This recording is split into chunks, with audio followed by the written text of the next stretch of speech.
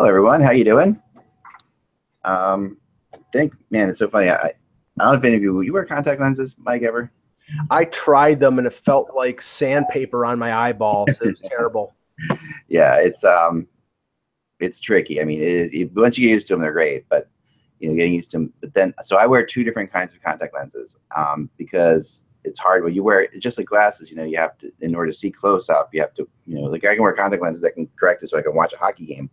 But I can't read my phone, so it's like, so I need, so I've got two different kinds of contacts. So I've got my right eye is supposed to be for reading, my left eye is for far away, and your brain is supposed to click in, and it actually does work, believe it or not. Somehow, I don't know how, but and it's not like you close one and look at the other, but it does. Your eyes do adjust to it. Well, the problem is, so my contact lenses, ran out, and I only have them down to my last pair, and it happens to be I'm down to two of the one that can see far away, so I can barely see anything up close at all. And I shouldn't laugh. It's really bad. No, it's frustrating as hell. Like on my phone, I'm like this with my phone, and I'm like, and it's good because this shows the best thing for me because my computer's way over there, and it's totally fine. I can read that, but you just have a headache and a half from it. So it's one of the. Well, the thing is that I have an astigmatism. So one eye is okay, and one eye is really bad. So I have split seamless bifocals with two different settings. Oh yeah. And sometimes I got to do this, or if I'm up in the press box. I know. I have glasses like that. When you're laying down, if you're laying down to watch TV or something like that, you're like, hey, trying to do.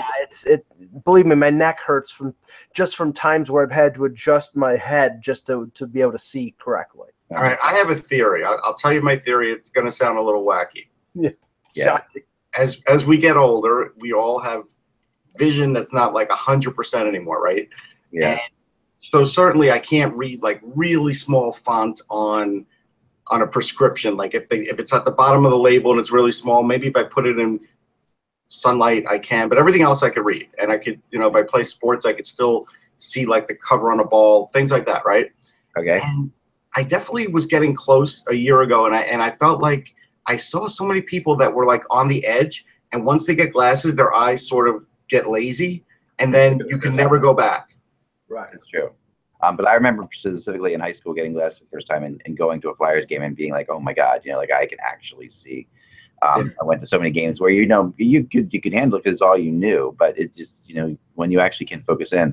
Yeah. Now I almost need another pair, I almost need another pair of contacts for Flyers games where things are really far away. That's a totally different ball of wax because the press box is so high up. So the only reason I know I'm still doing okay is when I was at the All-American Prospects game sitting next to Mike, I saw a few guys. I identified a few guys that scored goals before he knew, and he was wearing glasses. So I figured, all right, I got to be doing something. Right, but the reason is that the angle is so steep from the press box at the KeyBank Center that I would have to look like this with my chin down into my chest to be able to see. Or look like this, like an old man. Yeah, I'm still calling it a victory. Shanny looked like that last night looking at his phone. Did you see that? I saw that too. Yeah, that was pretty funny. I felt good about that because I don't have that look yet, and Shanny does. Right. No, I saw that too. It's so funny. I saw the exact same thing. Like, holy cow, that's silly. That's really, yeah, he definitely. And Lou Lamoriello, hats off to Lou, who completely, absolutely 100% never changes his expression no matter what the hell's going on. Never. Doesn't matter. Actually, best expression last night, we probably should save it for the regular show, but when Chevy walked out, when it was 3-0. Oh, God. Oh, yes. Did you see his interview? No. Oh, my God. So I'm watching, because I have a Canadian thing here. So I'm watching that, and his interview was incredible because he was interviewed in between the first and second periods, and it said, basically he said to whoever was interviewing him, the guy said, well, you probably didn't, when you agreed to this interview, you probably didn't think you'd be in this situation, huh, Chevy? And he's like, yeah, and if you weren't in the same high school with me, I probably wouldn't be here right now at all. Chevy said back to him. It was really funny. Yeah, no, I was at a viewing party for the game last night, and when Shoveldaff walked off screen after it was, I think Nylander scored to make it 3-0, the entire place burst out in laughter. It was pretty funny. All right, well, let's talk about that, eh? All right, here we go. Hey. That's right. I turn into a Canadian when I can't see anything. I really can't see. I can barely make out things that are in the chat right now. I'm trying to read. There you go. All right, we'll go from here. By the way, if you go onto YouTube, and we do have a chat room, we'll take some questions saved from the chat room. You can see the chat room, and then you can do a pop-out chat and watch. Only good questions, no stupid questions. Yeah, it's only good questions. Yeah, they're usually. I know they're pretty good. You're pretty tough there, Russ, man. All right, okay, here we go. And by the way, I'm going to talk to you about Winnipeg later, Russ. All right, let's continue on. Hello, Hockey World. It's Thursday, October 5th, 2017. Take off to the Great White North. I'm Michael Agello. I'm Russ Cohen from Sportsology. And I'm Eklund. You're watching the HockeyBuzzcast on HockeyBuzz.com. This is the podcast that comes every Monday through Friday. At this time, that was a good old SCTV reference for all you out there. We fill you in on the comings and goings in the hockey world, and it's great to have games to talk about. So, last night I had my whole setup. If you look and follow me on Twitter or Instagram, you can see the picture. We have the setup where I have the big wall in the living room. Like, we basically have decided to take instead of a couch in our. A lot of people have these really expensive viewing rooms with big TVs where they have the nice seats and the nice chairs like they're in a theater. We think that's for the dogs. So what we did is we took a theater room that we would turn into a theater room. We laid out a giant sofa that's like a convertible sofa that's just a full bed all the time. It's bigger than a king size bed, and the whole family can just lie on this bed and look at the giant wall. Yeah, and that works. That's a good way, because I have 3 dogs and 2 cats. Like a good couch. Right. I got my couch covered all the time. That's what you need. That's what you need for a couch. Like we got it from a place called Love Sack, which is where they sell they have that around. It's really funny. It's a little creepy, but it's a good idea. Yeah, but they usually sell big giant bean bags, but they also sell this thing called a Sactional, which is basically like a sofa that comes in parts, and you can put it together and create all different kinds of arrangements. Our arrangement is just one big flat giant thing, so with the back to it, so you can lay in all the dogs. It's fine. It's uncomfortable when you have people over to watch TV sometimes, because it's like, yeah, you feel like you're lying in bed with your friends, but it is fun.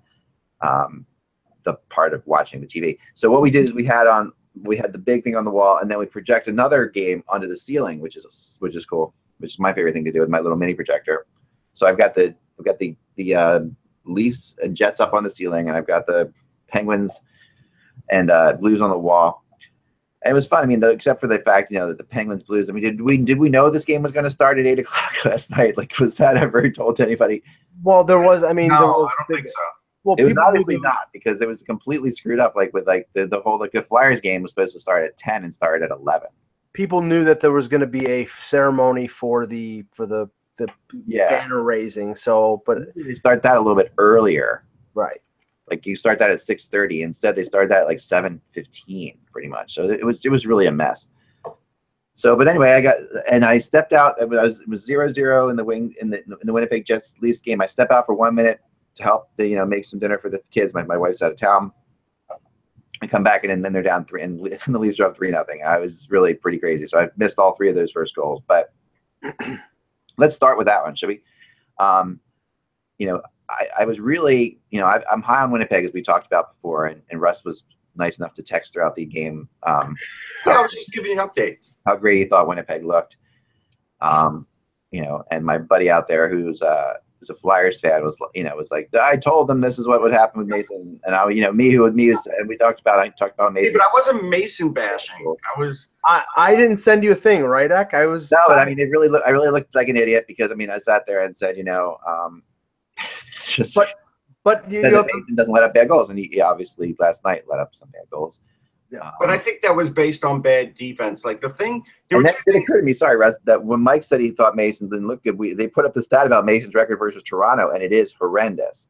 All right, so I know, and I can see why now Mike thinks that way, because he's got like a 4 goals against average against the Maple Leafs. I've seen Mason play against more teams than the Leafs, and that's why I was like, I mean, he has the ability to get hot and play well in streaks, but like I said before, he also has the ability to be a sieve. And last night he was a sieve. Now, it wasn't all his fault. Early in the game, I mean, Winnipeg dominated Toronto. They had 17 shots on goal in the first period. They had 4 power plays. The stat for the night I thought was interesting. Patrick Laine played 18 minutes. He played 8 minutes on the power play. He had 2 shots on goal. That's inexcusable. I mean, the power play. He was missing the net. Like he had some really beautiful one-timers set up too. He was firing wide. Yeah. But the Leafs were playing them tight. They had the sticks in the lane. He made that one move though that was ridiculous. On he did. I think I don't know who he turned inside out. Number 11. Probably Jake Gardner. I think it was number 11 on the Leafs. It was the guy. Zach Hyman. Yeah. It was the biggest thing, and this is what was going bad for Winnipeg. When you saw that things were sort of askew at the beginning, Buffalo was laying off defensively, like completely laying off, and really, Trouba was the only one trying to play defense, but he wasn't doing a great job. Morrissey was totally ineffective. Like, it was bad defense. And then Blake Wheeler was completely out of position on a play where a forward's got to play some defense. And all these things contributed to making the Leafs look like a superstar team. Now, the Leafs have a very good offense, but also it made it look crazy. And then, of course, like Mike pointed out, Winnipeg was 0 for 8 on the power play. Yeah, and a lot of that had to do with Anderson, for sure. He was very good, especially in the beginning of the game. I mean, although he made a lot of saves, but he didn't, he didn't make fantastic saves. The Jets were kind of hitting him with a lot of pucks too. Well, compared to last year, the way he started, he was a lot. That's the thing, and that's why I picked them in first place, because I said they did so well last year and they had such a terrible start. So yeah, but I mean, but what you saw in the first period. The lack of discipline to take so many penalties, the Leo Komarov flipping the visor, the too many men on the ice. That was crazy. How crazy was that? The Komarov. That was crazy. Yeah, that was totally bizarre, and it was. I didn't have the sound on, because I was watching another show, but I saw all that going on, and I was like, "Wow!" They were waiting for him. I mean, they were. That was. They were waiting for him. They've been warning him throughout the preseason, and it's a video through that with him as the example. Like yes. Yeah, for all the refs to watch. So he comes out there and does this normal thing. He's got a visor that he puts up like this. Yeah, it's almost like a Spartan shield type thing. Well, it's got it in 2 screws and it's adjustable. But I guess on the bench he just likes to lift it up or whatever, and sometimes he forgets, or I don't know if it's purposeful or not. I mean, if he doesn't want it on over his eyes, then just take the damn thing off. I mean, Babcock. You're not allowed to take it off. Yeah, no, he is. He's grandfathered in. Oh, he is? Okay. Yes, he could. He's allowed to. He's allowed to take it off. He was the very first year that that you could come in. Oh, okay. He's allowed to take it off. But I don't think he wants it on. I think he kind of I get the impression more that it's there for protection for certain kinds of things, like if a stick comes around or whatever. But he wants to be able to see the puck without the visor, so he has it at like a halfway point. So it is an extra, that's like an extra part of your helmet. He wants to be like your grandfather that has those shades that go over the glasses. Right. I wear them all the time, Russ. Thanks for saying that. Oh, okay. You can't take in the sun, so yeah. But the problem is with Toronto. I think you saw it. I mean, Anderson played wonderfully. They did give up a lot of chances. They did give up a lot of penalties. I mean, let's just say after the game, even though they won 7-2, Mike Babcock had enough material to go in and say, okay, you can't do this, you can't do that. He probably laid a little bit of a whooping and a wake-up call on the team. 7-2 on the road. Right, I know, but that's the thing. He's been doing that. He's been doing that all preseason, Ak. He's been saying, I know that's what he does. He's good about that. He is very, very good, and we've learned this from the beginning about handling expectations, right? And about like keeping. How many times did you listen to them say, when you hear Leaf players talk, they'll say it's about not getting too high or too low. They'll say it all the time. That's the common thread that goes through that team. So he must be preaching that all the time. No, don't get too high, don't get too low, don't get too high, don't get too low. I'll tell you what was bad for Mason. When you saw in a couple goals, like there were like 4 passes and there's no stick in the way, nobody played any defense on it. A goalie can't cover that on his own. Yeah, no goalie. That's a real tough spot to put Mason in. I mean, people were tearing apart Mason today. The other thing to say about Mason that we know, Russ, is that he's very good after bad games. He comes back very well. Like that's one of his strengths actually. He does not, fall apart right away. So the funniest thing I heard today was Boomer Gordon on XM, was one of my favorite people. I sat with Boomer throughout the entire World Cup of hockey. So I've spent a lot of time with Boomer, and he said, you have to understand a little bit of the dynamics of Canada to understand what was really happening in this game that was really pissing off Jets fans. First of all, the game starts at 6 o'clock their time, right? And that's that's a really inconvenient time for people. Like, I pick up my daughter at 5:30 after soccer practice. People like it. There's all kinds of things that have to happen all the time, right? So he says, so they're go. And why is it starting? Because the people in Ontario, which is if you're not from the Ontario area, you always hate in Canada. The people who aren't from Ontario can't stand the people in Ontario. They think they're all snobby and everything to get whatever they want because the Ontario people want to watch the game starting at 7 instead of 8, which is no big deal, right? Well, it's not the Ontario people; it's Sportsnet, who's based in Toronto. They're Toronto, right? So they're a Toronto team. Who's concerned about getting the biggest ratings. And when 1/3 of the population of the country is in one province, you cater to that. I know. I'm not saying that, but you understand that Winnipeg people don't care about that. Although if Mike were a Winnipeg fan when he was growing up, he might have a different opinion on it. They're sitting there; they're pissed off about that. And then this elitist team comes in and smokes you 7-2. Yeah. I mean, it was really not a good night to be a Winnipeg Jet fan at all. Although I do think there were moments when you saw that how good they are, and man, Line is so good. He is just so good. I know he had what they remind me of, Ek, and this is the reason I was texting you. They remind me of Edmonton a few years ago. Yeah, your defense was askew, and they had all these great offensive pieces, and they didn't have we didn't know what their goaltending situation was like, and today we still don't know what their goaltending situation is like. And their defense, their defense has big names. That's it. That's it. They're not big players, and that's the thing. You're question. I'm questioning about Tyler Myers in terms of he's never been the same since winning the Calder. Bufflin should move to forward. Defensively, at times he is inept. You have to have the right. He is perfect player for certain teams. But if you don't have the right other defenseman on your team, right, then he is a disaster. I thought their best defenseman last night was Trouba. Trouba got physical a couple times, and again, I wonder what his future is there because we still don't know whether he wants to be there long term. I mean, Russ, those Edmonton teams you're talking about back then, they never had anything, like the 3 defensemen we're talking about. I mean, they never. What are we talking about? Like the thing about Dustin Bufflin is he's a rover.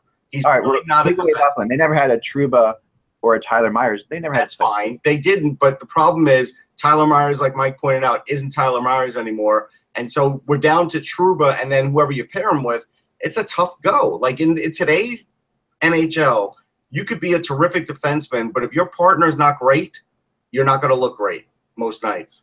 Yeah. I mean, I asked Bufflin one time about way back when he was with Chicago during the Stanley Cup, before the Stanley Cup final of Chicago, Philly, they had the media day. And I talked to Bufflin, who at that time was was having a really great playoff, if you remember, as a forward. He was scoring goals like crazy in that run. And I asked him, I said, what do you want to play? What do you like to play, defense or offense? And he's like, I'm a defenseman. He was a flat out a defenseman. He did not and even this was a guy who was killing it in the postseason. He likes playing offense from the defensive position, but he doesn't play defense. But you need a really specific group to do that. You really need a team. There are places where he could fit in very, very well. He's great with the puck. He's great bringing it up the ice. He's great on all that stuff. He's not great in his own end. I'm sure Michael Jordan at certain points of his life said that he wanted to be a baseball player, but the problem is he sucked at it and he was better at being a basketball player. Now, I'm not saying suck at defense. No. I was about to say I'm not saying that Dustin Bufflin sucks at being defense. He's just, I think, as a defender, he's average at best. He's a physical phenom. Yes. And he can impact the game with his physicality, with his ability to hit. And maybe that's taken away a little bit by being a forward, but I think he's a better forward than a defenseman. Like Brent Burns is a better defenseman than he is a forward. Yeah, I agree with that. Okay, I can buy all that. But besides that, I mean, Toronto. I mean, Marleau looked great. I mean, great, and and he's going to and this is the interesting thing about this, of course, is he and Austin Matthews had, immediate chemistry, which skilled players like that will have.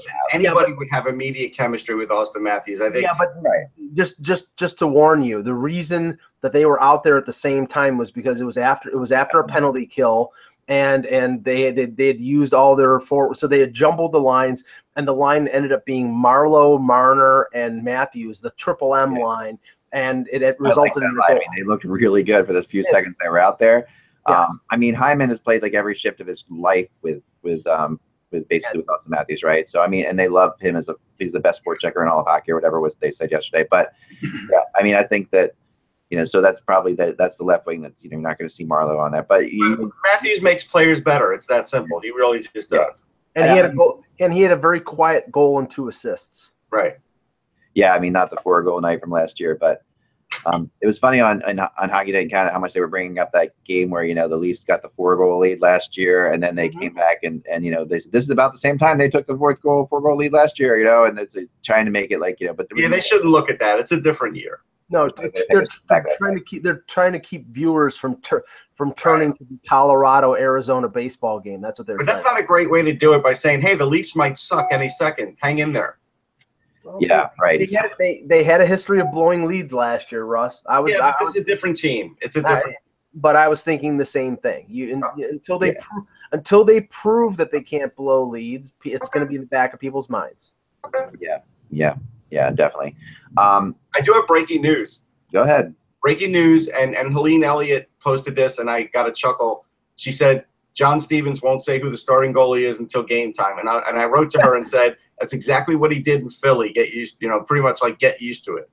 Yeah, right. Like they're going to have to. Darcy Kemper had a really good preseason for them, but you're gonna have to rely on who leaves the morning skate first. No, that won't even do it. You have to he'll screw with you on that too. Like he'll screw with you on that. You literally have to wait until the game starts and the pregame skate, and then whoever is in the net first, then you could say that's who it is. He won't tell you.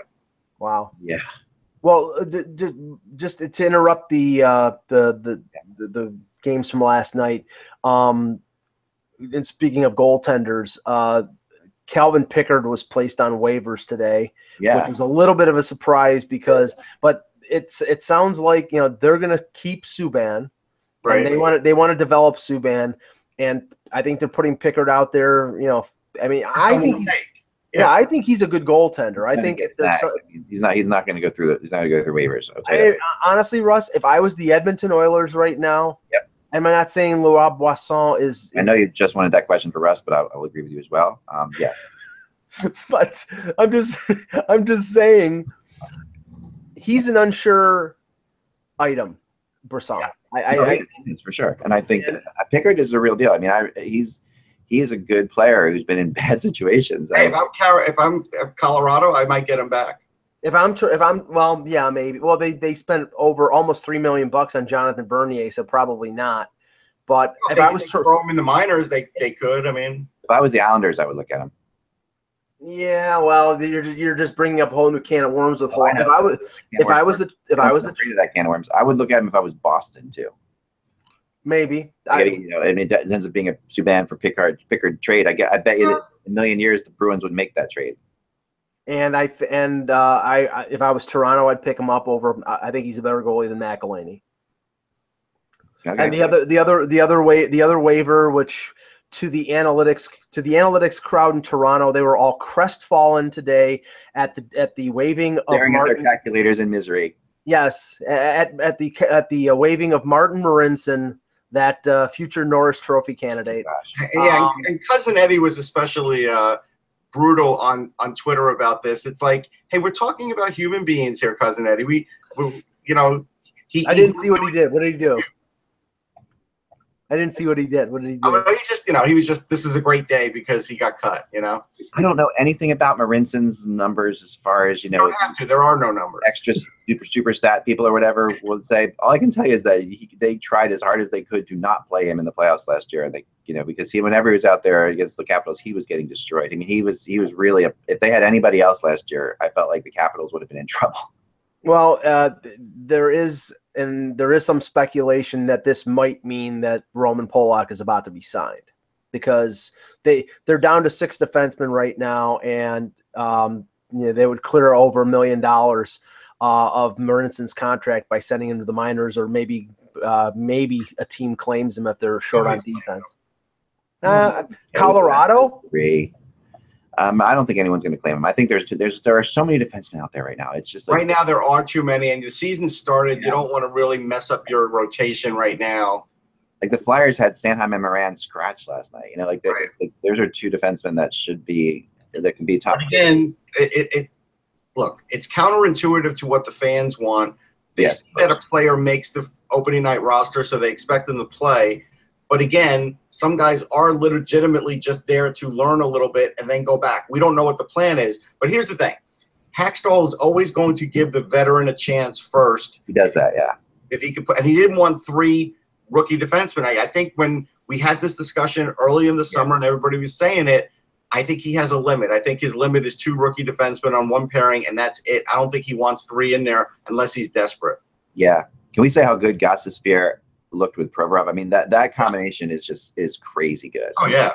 Because they really do complement each other well. I mean, Provorov, they both are offensive, obviously, but Provorov is so good defensively that Ghost has a lot of freedom to do what he wants to do, and that's the big thing about that. And I'll tell you what else. The announcers need to sort of clue into what Jordan Wheel is, because they were sort of taken aback by his goal, because I don't think they know who he is. Like, I don't think they've paid attention. There's a lot of people. This is what I was saying about the Flyers when I read all the people who were writing about them this year. They were writing about things that you could have taught that could have been in the Flyers preview last year. Like they were leaving out a lot of things, like and we'll go to that game for a second, and then we'll go back to Pittsburgh, the other one. But so the Flyers, besides the fact that I jokingly said on Twitter, if this game went into overtime or the shootout, I'd have to leave to take my kids to school in the morning because that's how late it was starting. Oh yeah, and it really is a bet. I mean, I was groggy. It was like I was in a heavyweight fight, but I know I was trying to. Like, I fell asleep a couple times, and I was Me too. I saw bits and pieces. I didn't see the empty netter, Wayne Simmons. Sorry, I missed it. I want to say that was the most crisp I've seen the Flyers passing in this era with under this coach. Like, their passing was phenomenal. Now there's something, I brought this up to somebody and they said there's something, and I never realized this before, about the San Jose arena, okay, where the cameras are a lot lower than most places, so everything looks faster. Okay. Interesting. Because it did look fast. Like, I was like watching, I'm like, wow, these teams are flying. They also didn't have Braden Shen in there, so that sped them up. But here's the other thing, though. Sorry, Mike. Something else I noticed. San Jose looked tired. They look like they got tired out by the Flyers. The Flyers have a lot of young guys in there who do skate well. And they were rolling 4 lines in a big way, which was good. Yes. I mean, San Jose has a few young players, but they look like an old team otherwise. Yeah, I mean, that is by far this Flyers team is not slow anymore. Like, there was a time when this a couple years ago, even last year, we talked about how slow. Even last year, they were definitely slow. Yeah. They are not slow at all. They and who is just going to have a phenomenal year is Travis Konechny, and I'm just like he last night. Like, I've always thought of him like Brandon Gallagher to a degree. Like, I think he is Gallagher, similar type players. He's more high end than Gallagher, though. I think he is more high end than Gallagher. He last night was so. I mean, he could have scored 5 goals. He didn't score any, but he hit the post twice, I think. But he was just everywhere. I mean, that kid is going to have a monster year. And these are things they don't. I mean, what you got out of the Flyers last night is what you really wanted to see. Like, it was the perfect situation. Well, except Elliott at the beginning looked. Yeah. Oh, really early on. Good saves Elliott's butt. If that went in, that could have really been the kind of thing that could have set the Flyers back. That could have been like welcome to Philly, Ilya Brizgalov kind of moment. Yeah. And the thing I don't like about Elliott's game with that defense, where I think I'm going to prefer Neuwirth, is Elliott takes a lot of chances. With the stick he does around the goal and stuff like that, and that makes, with a young defense, that makes a young defense skitterish. Where Neuwirth freezes the puck a lot and slows things down. I think that defense is going to need. That was the one good thing about Mason with that defense is he covers up everything. So that Elliott's a fun goalie to watch. It's exciting. He played really well, but at times he played well. He didn't play great, but I'm telling you, the defense and some of the young players. And as I'm watching the game though, with Nolan Patrick, I want to tell you, I'm not usually this way, but I was thinking, I don't know that he's ready. I'm not sure. No, he looked good. I had no problem. I thought he was in the flow well. Actually, the one puck where he brought up the ice and took a nice shot on that shows that he's not a guy that has to just set up near the front. He could score from a lot of different areas. It's his first game. I was fine with it. What I do want to give is an extra knock to roster resource, who didn't even have Kevin LeBanc on the roster, and then he scores the best goal in the game. Yeah, and he was good all game, and I thought he was like, I mean, and the Sharks are going to need that. I mean, they did. I mean, there were some players that were kind of invisible for the Sharks last night. I mean, like I said, I fell in and out of sleep, but Pavelski didn't seem to have a great game. First period, then after that, it was like. Yeah. I mean, I think that it's a really fun Flyers team to watch, which hasn't been the case for a couple years. I thought last year they were fun to watch. I don't know. I didn't really get that part of the year. I think now that they do have 4 lines with interesting players all over the place. It's really happy that they gave Nolan Patrick number 19 for what it's worth. I like that. And Wheel, like he's an interesting player. I mean, he's way better than people realize. He is. He makes good smart decisions. And go ahead, Mike. I just think that last night is, and it's one game out of 80. Sure. You can't read too much into it, but I do think that, looking at San Jose when we were doing our picks, I was skeptical regarding them because they really didn't make any changes during the offseason and subtracted a longtime veteran and Marleau. And I just don't know whether there's enough there, especially in the competitive West, to get, maybe they get a wild card, but I think they're going to be on the outside looking in. And again, you've got Joe Thornton on a 1-year contract making $8 million, and if you're out of it, you got to be shopping him. So I think that's going to be a story to watch. I think it's going to be up to him, and I don't think they're going to. I think he wants to stay there, and he would have gone. He had chances to go this summer, and he didn't go. So I think he basically said, "I'm going to stay there," and that they're just going to have to deal with it. Well, Pierre LeBrun reported a week ago that the Leafs were trying to get both of them. Yeah, there were 2 or 3 teams that were trying to get both of them. Yeah, so it's hard to believe because it's like how could that's so much money to pull off. But with Thornton, it was probably a 1 or 2 year thing, and there is a window with some teams that they can afford that in a short term. Yeah. And it wasn't. The Leafs will end up with Rick Nash. That's what I think. I also think the goal was that they could get the 2 for a little bit less if they got them together. I think that was the other planning that they all had, like that. That Marleau's project contract would have been maybe $1 million less if they could Thornton in there too. So, but no, I agree with Russ. I mean, if he does agree to move, I think, or even after the year, I think he might just wait till after the year. But I think the Leafs would pick him up because I don't think he's going to command a great salary anymore. Yeah, I mean, and that's what I've been thinking. There's no rumor about that, but I mean, it's out there that the Leafs tried to get him, and with Bozak's contract expiring at the end of the year, and Marleau already established, he'd be established there for a year. If Thornton thinks he has one or 2 years left in his career and wants a chance at a Stanley Cup and would be a number 2 or a number 3 behind Austin Matthews and Kadri, might be his best chance, especially if he sees the Sharks, going down. Yeah, maybe. I don't know. I think that if I was Leafs, I wouldn't get anywhere near Joe Thornton personally. So we got to talk about the. Let's get into game. The Edmonton game. First, Pittsburgh. One thing about the Pittsburgh game. Go ahead. That I have, and then we'll talk about Edmonton Calgary for sure.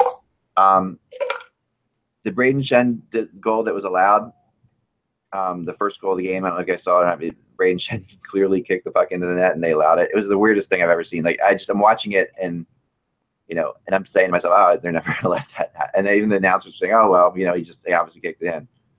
It just and it got into the whole thing about this whole distinctive kicking motion thing. Yeah, which is how that distinctive word is such a problem in this rule. Yeah, I mean, basically, if I'm a player, I just turn my skate blade and deflect it in. Yeah, he turned his skate blade and moved his skate blade. That's it. And as long as you're not really kicking it like you're kicking a field goal, you have a chance of getting away with that. It occurs to me that this rule needs to be examined in general to the point of I think that maybe the rule should be that you can't kick the puck into the net in the crease. And just hear this for a second, because sometimes these shots are so far out. Like this was like a good 4 or 5 feet in front of the crease, and he kicks it. Is that really why we don't let people kick the puck in? I mean, I think the idea of not kicking the puck in is to protect the goalie for one, because you have skate blades flying all over the place, stuff like that. And then also it is easier to kick it in if you're in the crease and you're battling it out. But when you're that far out, it just doesn't seem. It seems like it makes sense. I think the distinct kicking motion in the NHL is about as clueless as the football move in football, that when it comes to a fumble, or if possession, when it comes to possession. Yeah, I mean, like there was in the Bills game last week, the quarterback is throwing the ball. Matt Ryan for Atlanta is throwing the ball. The ball slips out of his hand, but he still has possession, and he throws it basically a forward, a knuckleball forward pass that gets returned for a touchdown, and they call it a fumble. I mean, it's the same thing with kicking with kicking the puck. It's like I see players who you see the pass coming, they've turned their skate, and it deflects off of there. And, you know, any blind man could see that was being directed. Or a guy with astigmatism. Or a guy with astigmatism like me. And they call it a valid goal. And then there are some times where, you know, the guy is skating and it's a stride. It's not a kick, but because he's stepping forward, they can make it in their mind that it looks like a kick. I mean, just either make it simple. Yeah. Either allow all of them. Yeah. Or anything that deflects off a skate, even if the skate is stationary, there's no goal. I mean, one or the other. I mean, what would be wrong with if you're outside the crease? Like, because I mean, honestly, at that point, it's, you know, a goalie. You know, you should be able to get. It's better to shoot with your stick than kick the puck when you're outside the crease. Yes. I mean, you know, how hard can you really get the? You know, so to me, the whole point of the kicking thing is more designed for that in tight thing. Yeah. And then, so why can't you just kick the puck when you're outside the crease? Like, does it really matter? I mean, that we get rid of all this crap. You know, like we could just say, you know, I mean, you still have that. I don't know. Anyway, just something I heard today mentioned. I kind of like the idea. I got a couple just small points from that game. Gensel looked great. I mean, he proved our point yesterday. He's terrific. I thought Mike Milbury was not awful, and I thought he was pretty good for the moments that I heard him as an analyst. And so that's, you know, for all the people that were worried about that, I think he filled in admirably. And again, the Matt Murray bashers come out today, but there's no explaining Matt Murray. He will have these games where he gives up this amount of goals, and then he will have, you know, a week where he doesn't give up anything. Again, Pittsburgh's not a shutdown defense, so they are a team that you can score a lot of goals against. Yeah, Murray's thing is not. I mean, he's a great goalie, but his main thing is he is a great goalie when he needs to be a great goalie, like more than anything else. I mean, that's he's just shown in the playoffs like an unbelievable ability to step up. You know, for a rookie, the guy won 2 Stanley Cups in his rookie year essentially. So I mean, just like it's insane. So yeah, I agree. All right, let's move on to Edmonton, Calgary, which I watched today, and just totally and thoroughly enjoyed it this afternoon. Edmund, I mean, God, holy cow! I mean, McDavid is just insane. I mean, he is. Yeah, he looks faster. Is he now? I mean, he is like. I heard somebody say this today too, and I totally agree. You know, you used to compare him to Burry, but he's faster than Burry. Yeah, I think he's faster than Burry. I think he's better. I mean, he's better with the puck. He's a different kind of fast. I mean, the thing that they're comparable to is the acceleration of both of them is crazy. That was the thing with Burry, was his acceleration from 0 to. Well, yeah, it's you know what it is. Burry could streak down the ice with the puck, but the difference is McDavid can control the puck and streak down the ice and go past people at full speed. That's the new thing the last 3-4 years when players can do that. Matthews is another one that could do that. Yeah. So if you could do that, you could really dominate things, and I think that's the difference with McDavid. But I still don't want people to say he's the best player in hockey yet because he's the fastest. It doesn't make you the best. Yeah, and He's the fastest though. Well, he is the fastest. It's not just not the only reason people are saying. No, I know that, but that tends to come into the conversation because I can put him in a foot race against Sidney Crosby, but I don't think it matters. It's a lot of other things that make up a game. Well, he's the most dynamic player in hockey since Wayne. Yes, that's true. Well, the one concern I would have for Edmonton, I mean, right now, you know, they get a shutout victory and McDavid scores a hat trick, so everybody is, you know, on cloud 9. What happens when McDavid doesn't produce? That team cannot be a one-man team. And I watched some of this game, and other than McDavid with his dashes up the ice, I wasn't that impressed. So, I mean, Calgary has a pretty good defense. Yeah, Calgary has a really good defense. Now, you know, Mike Smith is going to have to perform a lot better for Calgary to stay at the level that Edmonton is.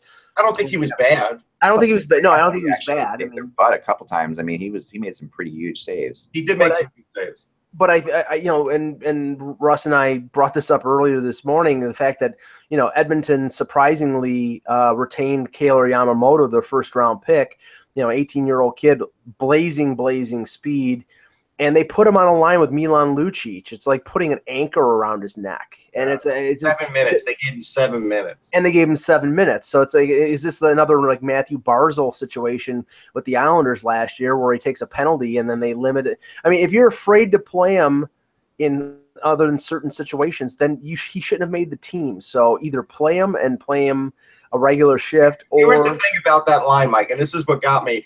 You have Nugent Hopkins, who is like a surgeon when he gets out there. He's not the fastest, but he's really good at dissecting a play, and he's looking. And when he gives it to Lucci has to come in with a head of steam just to be onside and just to get a shot off. It's a lot of effort. And that for Yamamoto was probably open half the time. And he's like that wide receiver that's just open downfield, but quarterback never gets the ball to him. Right. Yeah.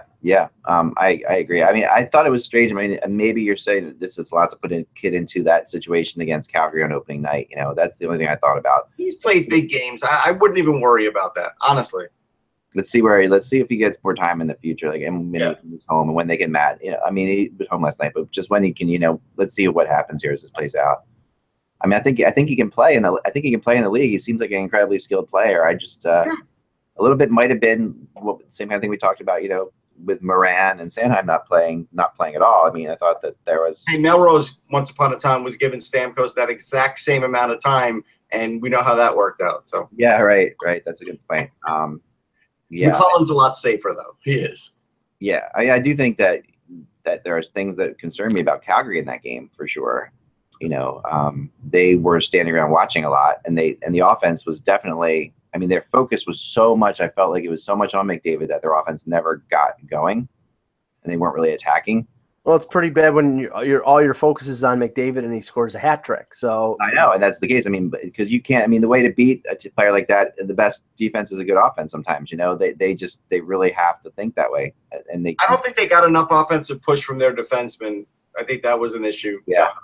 I think there was a lot of fear of getting caught. There was a lot of fear. It felt like it was everything. You weren't seeing them, with pinching. You weren't seeing defensemen pinching. If McDavid was out there, they were hanging back, and it was giving Edmonton too much ice before they challenged them quite often. Yeah, I think so. Yeah, but it was still a fun game, and it is fascinating. Like McDavid with a hat trick, Simmons with a hat trick, two great tips by Simmons. But in general, we did see some of the stars last night show up. Which is which you don't always see in the beginning of the season. I think in the past few seasons, it is funny. Someone texted me or tweeted me last night about how many goals there were scored. There were a lot of goals generally for all. If you could look at all the games, there's a 5-4 game, a 7-2 game, 5-3 game. But then going back in the last couple of years, we've always seen a lot of scoring in the first week of the season. Like the first week of the season is definitely. It takes goalies a little while. I think, goalies and defense in general, I think. And also there's an extra energy about the season. So people are thinking more offense. And in the beginning of the season, too, is when you're more likely to take chances because it just feels like you've got so much time that if you lose a couple games, it's not the end of the world. So you have people are really pushing. But yeah, I thought it was really, really good. I mean, I thought it was now tonight we've got 8 games. And a big night. Nashville opens in Boston. Nashville and Boston, I know. That's gonna be a fun one. Got Philly and LA. I'm just bringing up the schedule here. Let's see what we think the game of. We used to do the Buzz game of the night. I thought that'd be kind of fun to do. What do we think the game of the night is tonight? Schedule here. Let's see. Sorry. Well, I'll say it for local interest. I think Montreal-Buffalo is going to be interesting, not just because it's an Atlantic Division rivalry. Because I think Montreal-Buffalo is a good choice. But I think that a lot of. I mean, okay, it's 1 of 82, but there's a lot of questions about Montreal. They had a really bad preseason. Carey Price will show up, obviously. Buffalo is an an uncertain commodity here. I think they're going to be a lot better than they were last year if they stay healthy. But I'm just wondering how Montreal's defense, which with the exception of the 19-year-old rookie Victor Mete, is not fleet of foot.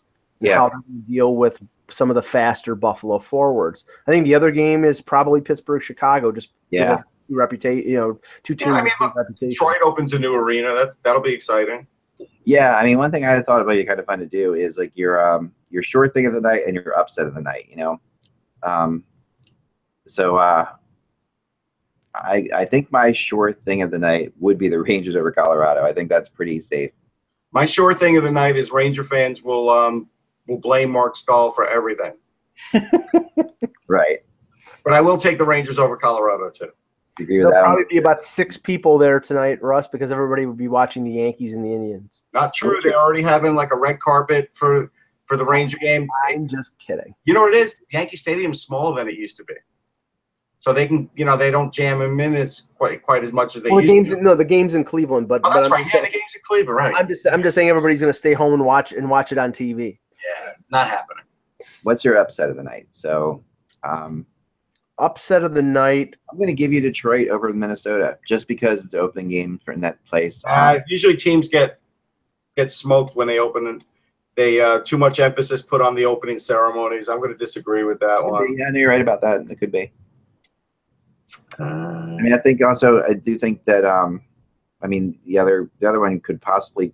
It's hard to say the specific upsets, but yeah, I'm going to say Arizona. Over Washington might be a good one. I'm going to say Arizona over Anaheim. Yeah, that could be. Getzlaff's out, by the way. Hear that? Okay. Someone in the chat room says they think it's the Blackhawks over the Penguins. And we had one question in the chat room I want to get to. Is that an upset, though? I mean, not a big one. I think it is right now, yeah. I mean, the Blackhawks especially with Pittsburgh in the second of back-to-backs. Yeah, I don't think that's an upset. Yeah. I mean, Pittsburgh actually being in that game last night, like you talk about with all the ceremonies and all the craziness, I thought they came out really well for a game like that. They did, actually. They got a point, so. Yeah, they got a point, and they did get a little bit lucky with all the penalty, that like 5-on-3 they got. I thought it was a pretty weak one. No shortage of Sidney Crosby mentions by Pierre. No, for sure. Did the interview? I don't know if you saw the McDavid Jeremy Roenick interview. That was a lot of fun. They're playing ping pong with each other. That was pretty silly. So they really, you could tell with somebody's like bright idea, like, oh, well, have you guys played ping pong? Like it'll be totally natural. It was completely not. It was just saying that like neither of them's particularly good at ping pong. You could tell they're like just sort of like hanging back and forth with each other. It was a mechanism during the interview. But they asked McDavid for to play 2 things that are true, 1 thing that's false game with him or whatever. So Roenick asked McDavid for 2 things that no one really knows about him. Yeah. And they were 2 things that my daughter is completely true about my daughter, which is really hilarious. One of them was that he's watched every episode of Friends like 5 times. Okay. So he's like a big fan of Friends on Netflix, which my daughter. That just tells me there's nothing to do in Edmonton. Go ahead. And the other is he's terrified of spiders, which is pretty funny. So anyway. Listen, I don't know anybody that really. There's very few people that love spiders. If you think about it. My son likes all insects. He's like. I know, and there are. I know a few people like that, but for everyone like my son, there's 1,000 people that can't stand spiders. I'm terrified of bugs. Like my wife has to get bugs when there's a bug in the kids' room. I'm sending my wife to get it. I'll be the first to admit it. I'm not. I mean, I'm on stink bug control now. I hate it. What was the question in the chat? All right, the question on the chat was, I'm just trying to find it. It was back a little bit. Had to do with the goalies and behind the net. I got it. Okay, so here it comes. Here we go. Okay, a goalie is allowed to cover the puck behind the net, I assume, which I think is true to a degree. Isn't there? If it's in the trapezoid, yes. Right.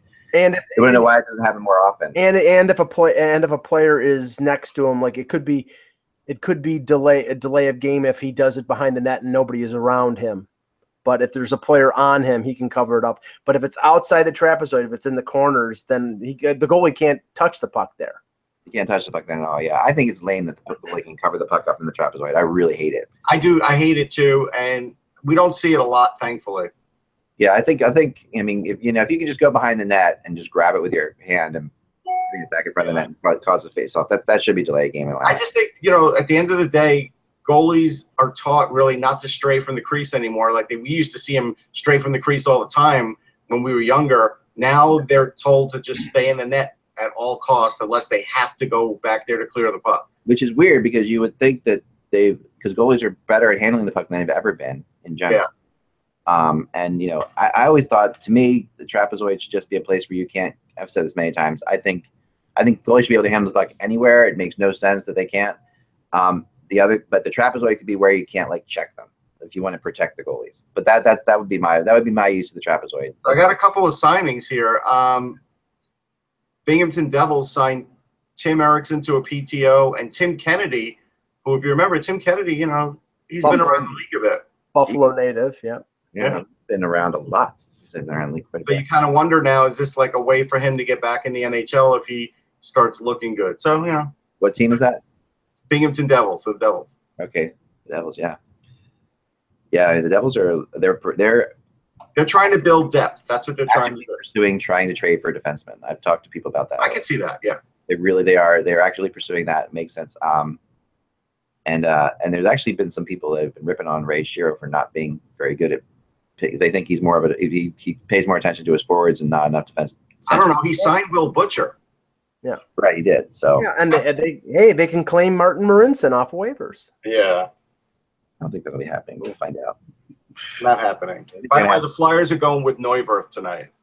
Yeah, Neuwirth was very good against the Kings last year. No, but this goes to the thing again now. Are they going with a strict rotation? It's like, well, it's back to back, so I know. You're gonna split it up. Very, very rarely are you going to play a goalie back to in both halves of back to back. Maybe if the goalie has a really good game in the first game, you should play him back to back. But otherwise, I mean, Elliott was good, but he wasn't great. Perfectly fine. You know, just because he won, you don't keep going with that. Okay. Did you guys hear? Sorry, did you guys hear about the NH? This is another real quick question from the NWHL's Riveters partnering with the Devils. Yes. Yeah, this is a great thing. A couple of years ago, I was at the Cup there. I'm forgetting the name now of their Cup, and they held that in the Devils practice area. You know, so right. And it was nice. I mean, it was a good series. It's a nice building, and I got the feeling then that the Devils were going to do more with that league. So I think this is really good that they are doing this, because they could really elevate that league now. They could really help them. They needed a good partnership, because they're not getting one out of the NHL. So this is the next best thing. Yeah. No, I think that every one of them. Yeah, every one of them should be partnered with an NHL team. I think it's ridiculous that they don't do that. Yeah, I don't know why they. I mean, you know, the WNBA is, and this to me has a lot more potential than the WNBA. Yeah, I think it does. I totally agree with you.